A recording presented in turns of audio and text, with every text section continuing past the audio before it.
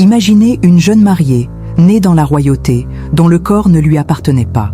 Une femme qui, lors de la nuit la plus intime de sa vie, s'est retrouvée exposée, non pas à l'amour de son époux, mais au regard avide d'une cour entière. Pensez à une cérémonie où l'union de deux âmes n'était qu'un prétexte, et le véritable spectacle, l'annulation de la volonté féminine, l'humiliation publique, l'instrumentalisation de chaque courbe, de chaque soupir. Que se passerait-il si le secret le mieux gardé du Vatican, une histoire murmurée pendant des siècles, était enfin révélée? Une nuit qui aurait dû être une célébration, transformée en un théâtre de dépravation et de domination, où le consentement était un mot vide et la dignité, un lointain mirage. Ceci est l'histoire de Lucrèce Borgia, une femme dont le destin fut scellé par des mains masculines et dont la nuit de noces devint le plus sombre des rituels. Préparez-vous à lever le voile sur la vérité concernant le pouvoir, la sexualité et la soumission, dans un récit qui défie tout ce que vous pensiez savoir sur l'histoire. Chers passionnés d'histoire et de mystère, votre avis est précieux. Si cette plongée dans les arcanes du pouvoir et de la domination féminine vous captive, n'hésitez pas à nous le faire savoir. Un simple « j'aime » sur cette vidéo est un signe fort pour nous. Abonnez-vous à notre chaîne pour ne manquer aucune de nos prochaines révélations et activez la cloche pour être les premières informées.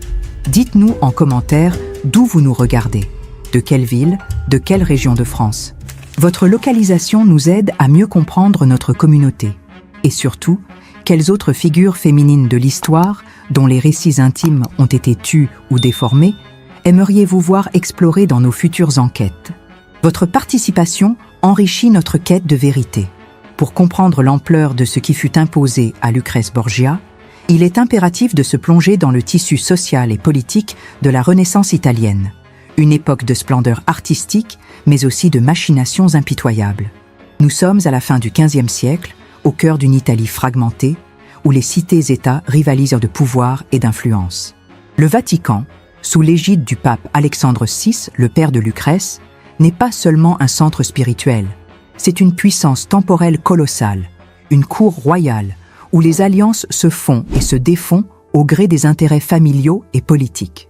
La famille Borgia, d'origine espagnole, est alors au sommet de sa gloire et de sa controverse, cherchant à consolider son emprise sur la péninsule.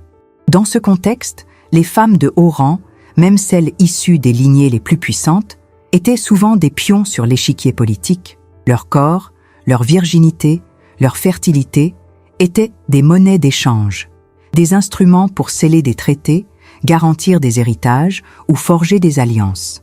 Le mariage n'était pas une affaire de cœur, mais une transaction stratégique, un contrat où l'individu s'effaçait devant la raison d'État et les ambitions dynastiques. C'est dans cette atmosphère de faste et de calcul que se dessine le destin de Lucrèce, prise au piège des jeux de pouvoir de son propre sang.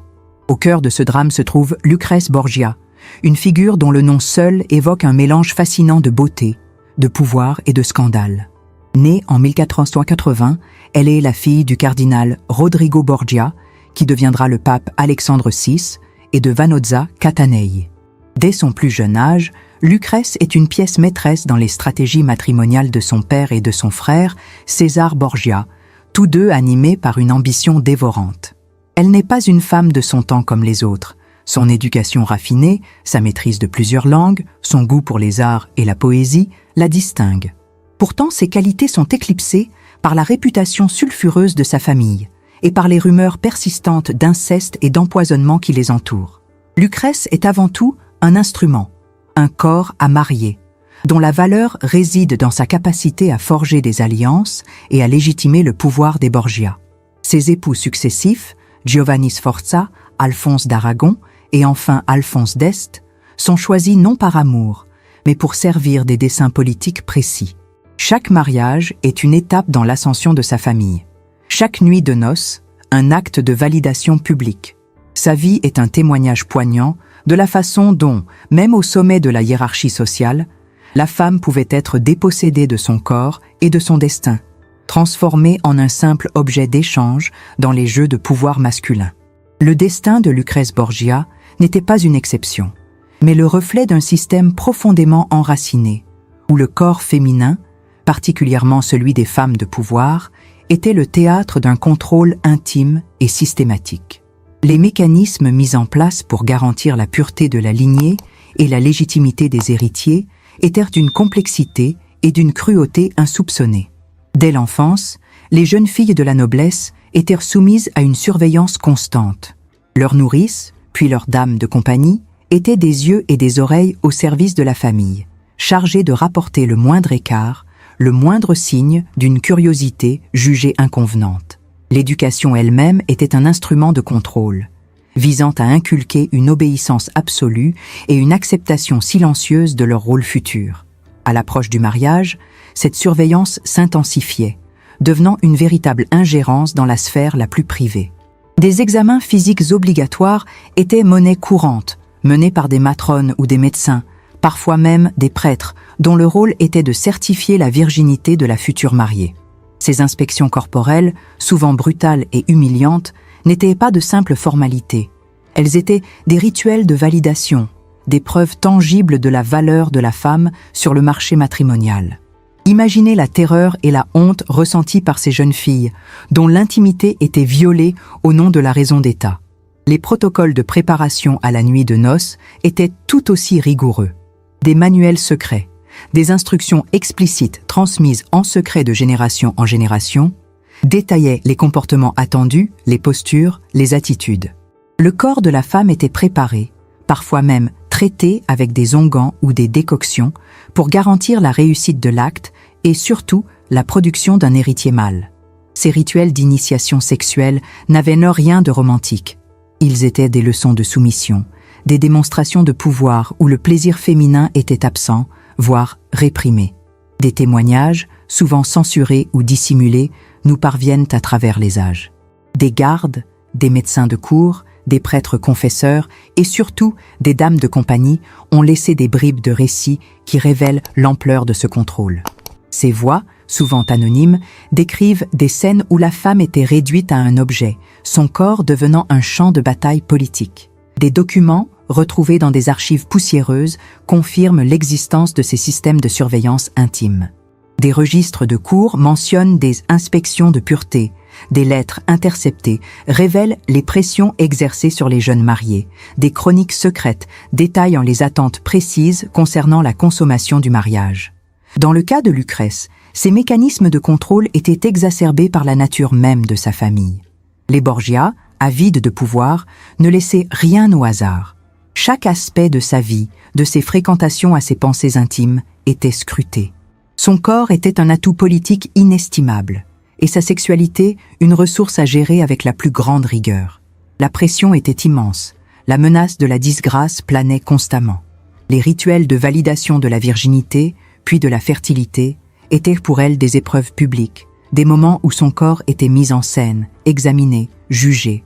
Cette section nous plonge dans les coulisses de ces pratiques interdites, révélant comment, sous le faste des cours royales, se cachait une réalité sombre de domination et de privation de liberté. Le corps de la femme, loin d'être un sanctuaire, était un territoire conquis, un outil au service d'ambitions masculines. L'histoire de Lucrèce Borgia n'est qu'un exemple parmi tant d'autres de cette instrumentalisation, un rappel poignant de la vulnérabilité féminine face aux systèmes patriarcaux extrêmes. La tension monte, car ces révélations ne sont que le prélude à la nuit la plus sombre de sa vie. Une nuit où le contrôle intime atteindrait son paroxysme, sous les yeux de tous. Chères exploratrices de l'histoire, alors que nous nous enfonçons dans les méandres de cette époque fascinante et parfois effrayante, ressentez-vous cette connexion avec ces femmes dont les destins étaient si souvent dictés par d'autres? Si ces révélations vous touchent et éveillent en vous une soif de vérité, n'oubliez pas de nous le montrer. Votre j'aime est un soutien précieux pour notre travail de recherche. Partagez vos impressions en commentaire. Quel aspect de cette histoire vous interpelle le plus? Avez-vous déjà entendu parler de ces pratiques de contrôle intime? Votre participation est essentielle pour bâtir une communauté forte et engagée. Si ce n'est pas déjà fait, abonnez-vous à notre chaîne pour ne rien manquer des prochains épisodes de cette série dédiée aux secrets les mieux gardés de l'histoire féminine. Activez la cloche pour être notifié dès qu'une nouvelle vérité est dévoilée. Ensemble, continuons à éclairer les zones d'ombre du passé. La nuit du 12 juin 1498, Rome était en fête. Les rues pavées résonnaient des chants et des rires, les palais resplendissaient sous les feux des torches. Mais au cœur du Vatican, dans l'intimité forcée des appartements papaux, se jouait un drame d'une toute autre nature. Lucrèce Borgia, à peine 18 ans, s'apprêtait à consommer son mariage avec Alphonse d'Aragon, duc de Bisceglie. Ce n'était pas son premier mariage, mais celui-ci était investi d'une importance politique capitale pour le pape Alexandre VI et son fils César. L'union devait sceller une alliance cruciale avec le royaume de Naples, consolidant ainsi l'influence des Borgia en Italie. La cérémonie officielle avait été un déploiement de faste et de puissance, un spectacle pour les ambassadeurs et les princes. Mais la véritable épreuve, le moment décisif, se déroulerait loin des regards de la foule dans la chambre nuptiale, sous l'œil vigilant de témoins triés sur le volet. Car la nuit de noces de Lucrèce ne serait pas un moment d'intimité conjugale, mais un rituel public, une performance orchestrée pour prouver la consommation du mariage et par extension la légitimité de l'alliance. Les préparatifs avaient été minutieux, presque oppressants. Lucrèce, parée de ses plus beaux atours, était une poupée entre les mains de ses dames de compagnie. Leurs murmures, leurs gestes, étaient empreints d'une tension palpable. Elle savait ce qui l'attendait, ce que l'on attendait d'elle.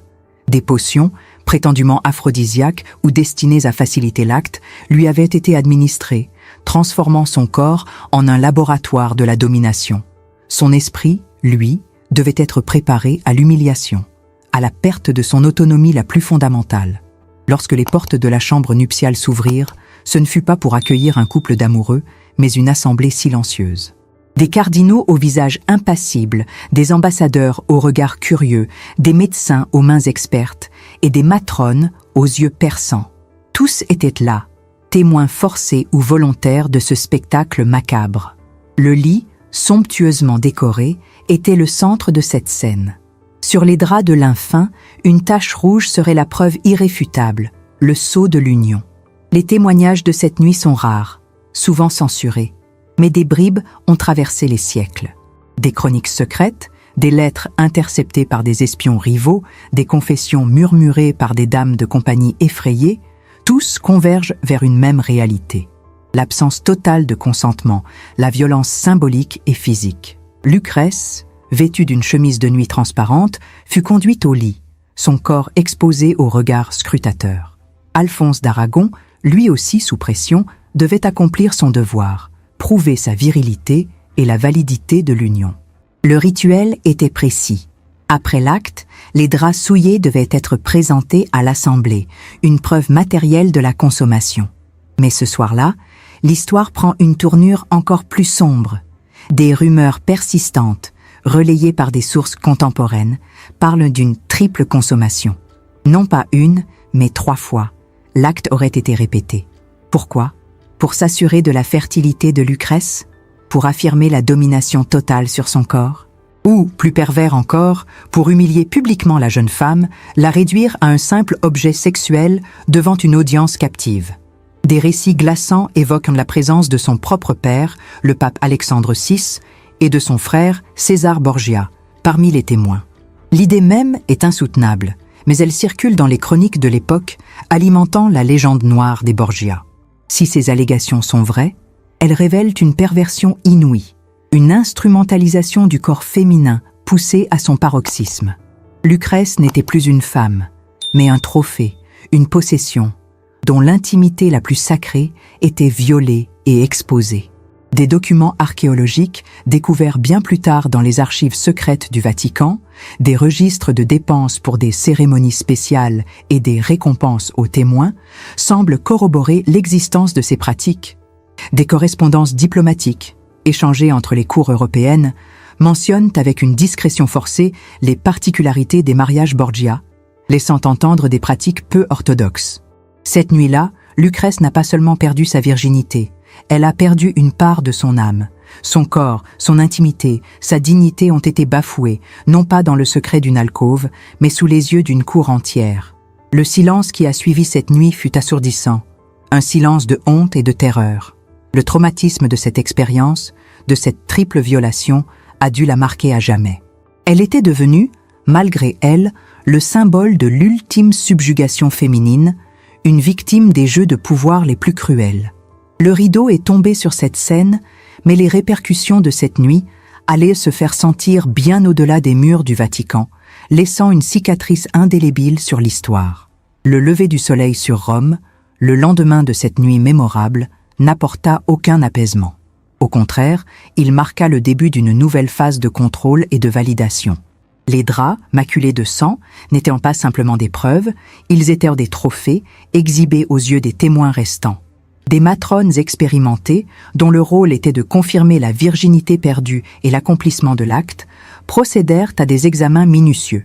Leurs rapports, consignés dans des registres secrets, devinrent des documents officiels, attestant de la pureté de Lucrèce et de la consommation du mariage. Ces vérifications post-coïtales étaient des rituels de validation, des étapes cruciales pour garantir la légitimité de l'union et la pureté de la lignée. Le corps de Lucrèce, déjà violé dans son intimité, fut de nouveau soumis à l'inspection, transformé en un objet d'étude et de certification. Les témoignages obligatoires des participants, des prêtres aux ambassadeurs, furent recueillis avec une rigueur implacable. Chacun devait confirmer l'événement, ajoutant sa voix au cœur de la validation.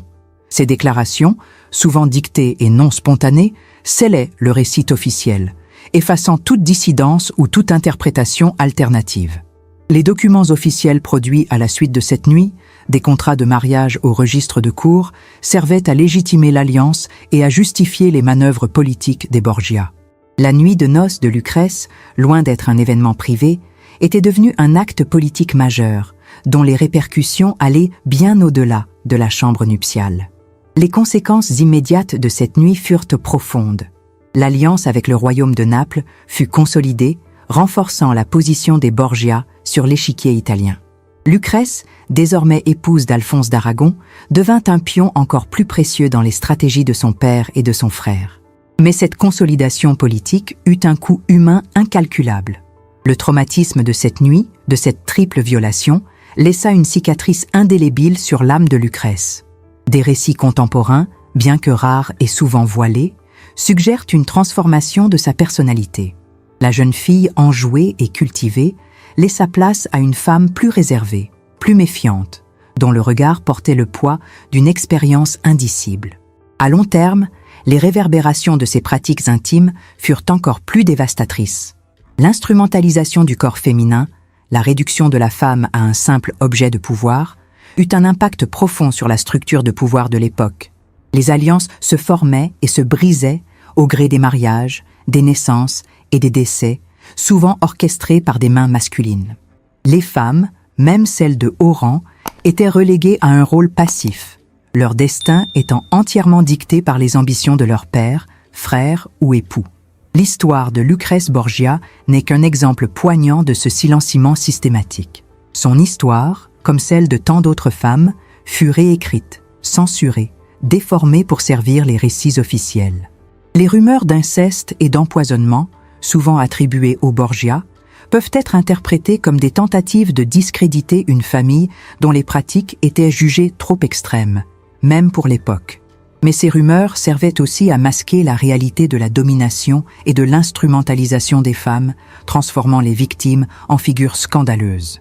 Le trauma générationnel, transmis de mère en fille, de sœur en sœur, fut une conséquence silencieuse mais omniprésente de ces pratiques. Les femmes apprenaient dès leur plus jeune âge que leur corps ne leur appartenait pas, que leur valeur résidait dans leur capacité à servir les intérêts de leur famille. Cette leçon de soumission, intériorisée et transmise, façonna des générations de femmes, les privant de leur autonomie et de leur liberté. Des documents archéologiques, découverts dans les sous-sols du Vatican et dans les archives des familles nobles, révèlent l'ampleur de ce contrôle. Des lettres échangées entre les cours européennes, des journaux intimes de dames de compagnie, des registres de naissance et de mariage, tous témoignent de cette réalité. Ces preuves matérielles, souvent dissimulées ou mal interprétées, permettent de reconstituer le puzzle de cette histoire occultée. Elles révèlent comment ces pratiques intimes, loin d'être anecdotiques, ont façonné la politique, les alliances et les dynasties, laissant une empreinte indélébile sur l'histoire. La nuit de noces de Lucrèce Borgia, avec ses vérifications et ses conséquences, n'est pas seulement un événement isolé. C'est une fenêtre ouverte sur un système de domination qui a marqué des siècles d'histoire. L'écho de cette nuit infâme ne s'est jamais éteint, bien qu'il ait été étouffé, déformé et souvent relégué au rang de rumeurs scandaleuses. Le véritable impact de ces pratiques de contrôle intime, dont la nuit de noces de Lucrèce Borgia fut un exemple frappant, s'est répercuté sur des générations entières, façonnant les dynamiques de pouvoir et les relations de genre bien au-delà des cours de la Renaissance. La vérité, souvent inconfortable, fut systématiquement censurée. Des documents compromettants furent détruits, des témoignages réécrits, des chroniques expurgées. L'objectif était clair, maintenir une façade de respectabilité, préserver l'image des puissants et, surtout, perpétuer un système où le corps féminin était une monnaie d'échange, un instrument de pouvoir, jamais une entité autonome. Les tentatives d'effacer cette histoire furent multiples et sophistiquées. Les registres des examens de virginité, les rapports des matrones, les lettres intimes décrivant la pression exercée sur les jeunes mariés, tout cela fut soigneusement dissimulé ou détruit. Les historiens officiels, souvent à la solde des pouvoirs en place, ont minimisé, voire ignoré, ces aspects sombres de l'histoire, préférant se concentrer sur les exploits militaires, les intrigues politiques nobles ou les réalisations artistiques. Le silence autour de ces pratiques intimes est en soi une preuve de leur existence et de leur caractère tabou. Ce qui ne pouvait être dit ouvertement était murmuré, transformé en légende, en contes moraux ou en accusations voilées contre les ennemis politiques. Le legs de ces vérités censurées est un héritage complexe et douloureux. Il a contribué à forger une image de la femme, particulièrement de la femme de pouvoir, comme étant intrinsèquement liée à sa sexualité, mais une sexualité contrôlée, surveillée, instrumentalisée. Lucrèce Borgia, malgré son intelligence et sa culture, est restée dans l'imaginaire collectif comme une figure sulfureuse, une femme dont la réputation était inséparable des scandales sexuels de sa famille. Cette perception est le résultat direct de cette censure historique, qui a préféré la caricature au portrait nuancé, le mythe à la réalité complexe. Les connexions de ces pratiques ne se limitent pas à la Renaissance italienne. Des rituels similaires de contrôle de la sexualité féminine peuvent être observés dans d'autres civilisations et époques. De l'Égypte ancienne, où la pureté des princesses était scrupuleusement vérifiée, aux cours impériales chinoises, où les concubines étaient soumises à des examens rigoureux, en passant par les sociétés médiévales européennes, où la virginité était une condition sine qua non du mariage noble, le fil conducteur est le même. L'instrumentalisation du corps féminin pour des raisons de pouvoir, de lignée et de contrôle social. Ces pratiques révèlent une constante historique, la peur du pouvoir féminin et la nécessité de le contenir par des mécanismes de surveillance et de soumission. Des découvertes archéologiques récentes, souvent faites par hasard ou par des chercheurs indépendants, commencent à briser ce silence. Des fragments de papyrus égyptiens décrivant des examens prénuptiaux, des tablettes cunéiformes mésopotamiennes évoquant des rituels de fertilité forcée, des parchemins médiévaux détaillant les preuves de virginité, tous ces éléments viennent corroborer l'ampleur et la persistance de ces pratiques. Ces artefacts, longtemps ignorés ou mal interprétés, sont des voix du passé qui refusent d'être réduites au silence. L'impact sur les générations futures est incalculable. Le modèle de la femme soumise, dont le corps est un bien public ou familial, a été intériorisé, transmis et a perduré sous diverses formes jusqu'à des époques très récentes. Le combat pour l'autonomie corporelle des femmes, pour le droit de disposer de son propre corps et de sa propre sexualité, est une lutte qui s'inscrit dans cette longue histoire de domination. En révélant ces vérités censurées, nous ne faisons pas que déterrer le passé. Nous éclairons le présent, nous comprenons les racines profondes des inégalités et des violences faites aux femmes. L'histoire de Lucrèce Borgia, loin d'être un simple fait divers, est un miroir tendu vers notre propre société, nous invitant à questionner les mécanismes de pouvoir qui continuent, parfois de manière insidieuse, à contrôler et à instrumentaliser le corps féminin. La prochaine section nous guidera vers une réflexion finale, un appel à l'action pour que ces voix du passé ne soient plus jamais réduites au silence. Chères âmes curieuses, nous avons voyagé ensemble à travers les méandres d'une histoire sombre, celle où le corps féminin était un champ de bataille politique, un instrument de pouvoir. L'histoire de Lucrèce Borgia n'est pas un simple récit du passé, c'est un miroir qui reflète les luttes persistantes pour l'autonomie et la dignité des femmes. Si cette exploration des vérités censurées a éveillé en vous une soif de justice et de compréhension, alors notre mission est accomplie. Votre engagement est notre force.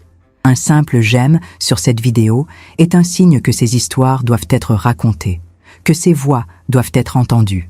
Abonnez-vous à notre chaîne pour ne manquer aucune de nos prochaines révélations et activez la cloche pour être les premières informées de nos découvertes. Partagez cette vidéo avec celles qui, comme vous, cherchent à comprendre les mécanismes de pouvoir qui ont façonné notre histoire. En commentaire, dites-nous quelles autres figures féminines de l'histoire, dont les récits intimes ont été tus ou déformés, aimeriez-vous voir explorer dans nos futures enquêtes. Ensemble, continuons à éclairer les zones d'ombre du passé, à briser les silences et à redonner leur voix à celles qui ont été réduites au silence. Votre participation est essentielle pour bâtir une communauté forte et engagée, capable de défier les récits officiels et de révéler les secrets impériaux jamais comptés.